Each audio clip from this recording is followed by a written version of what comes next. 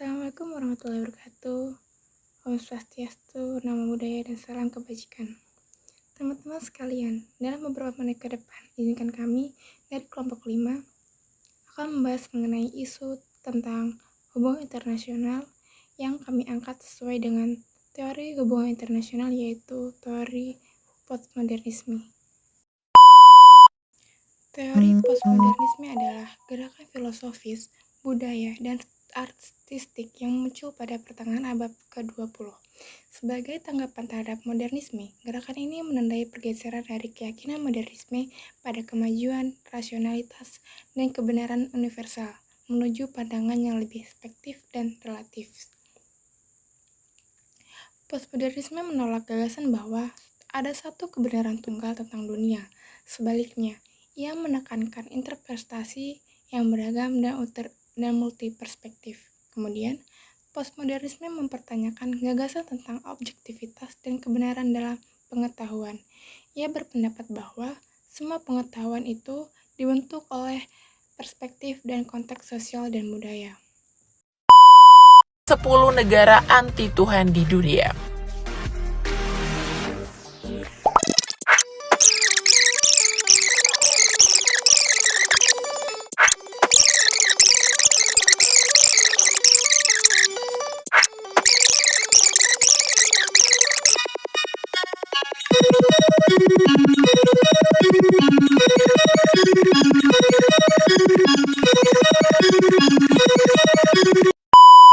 Isu tentang ketika agama hilang dan tidak dipercayai.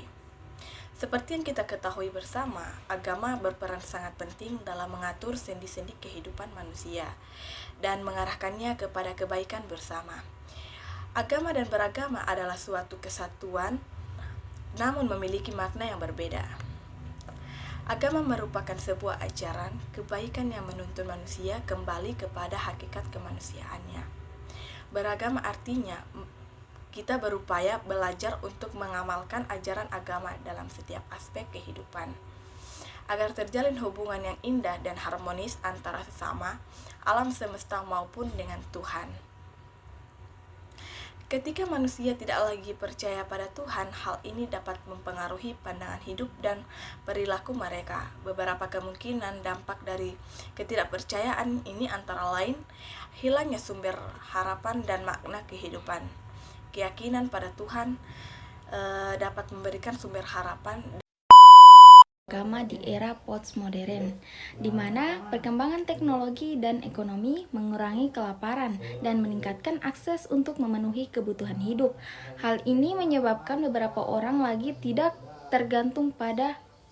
lagi ketergantungan pada agama, sementara agama cenderung dianggap sebagai landangan penipuan atau scam.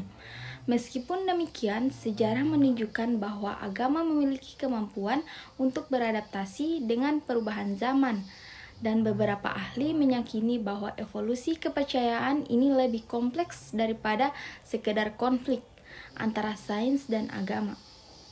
Ada juga pandangan bahwa agama memiliki nilai yang mendalam bagi manusia, sehingga akan selalu ada orang memilih untuk religius. Kenapa menganut agama bisa menurun? Karena dalam beberapa tahun terakhir angka orang yang menyatakan dirinya itu sebagai orang yang beragama atau religiositas itu semakin menurun. Banyak orang yang mulai merasa agama itu sudah tidak dibutuhkan di kehidupan sehari-hari. Karena anak muda zaman sekarang kebanyakan dari mereka tidak memilih buat beragama, bahkan banyak juga yang memilih buat jadi ateis. Tapi kebanyakan mengarah ke perkembangan ilmu pengetahuan, karena banyak hal yang dulu susah dijelaskan sekarang bisa dijelaskan dengan ilmu pengetahuan. Hal yang menarik dari agama itu sendiri yaitu agama itu bisa memberikan kita sesuatu di masa-masa yang tidak pasti. Sebagian besar orang justru biasanya fokus karena hal-hal yang emosional daripada rasional, dan biasanya berhubungan sama hal-hal yang tidak pasti. Nah, agama ngasih kita keyakinan kalau ada power yang lebih besar dari kita yang lagi kontrol dunia. Dan ini ada power yang lebih besar dari kita yang ngejanjiin walaupun banyak hal yang gak pasti, tapi selama kita ngikutin aturan yang disusun, semuanya itu bakal baik-baik saja. Nah, makanya di dunia dimana banyak kesulitan kayak kelaparan dan kemiskinan, agama tuh ngebantu buat berhadapan sama hal-hal yang gak pasti. Tapi sekarang di era modern yang semua hal itu sudah maju dan canggih. Agama adalah makna hidup.